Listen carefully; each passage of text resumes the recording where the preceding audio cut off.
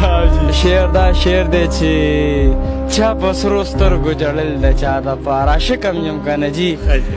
پنځه شپږ کاله مې تباه یم جي وی چا په سرو سترګو ژړل د چا دپاره او چا په سرو شونډو خندل د چا دپاره چا رنګونه مخ له ورکړه مخ یې سپین کړه چا مخونه خپل وخل د چا دپاره وی موږ د مینې په یو ګوټ پسې ړانده شو چا شراب په لپو سکل د چا دپاره ډېرو خلکو جولې ډکې د ګلونو چا زغي راټولول د چا دپاره او د دنیا مینه دوکه د صمد خانه دا وختونه تېرول د چا دپاره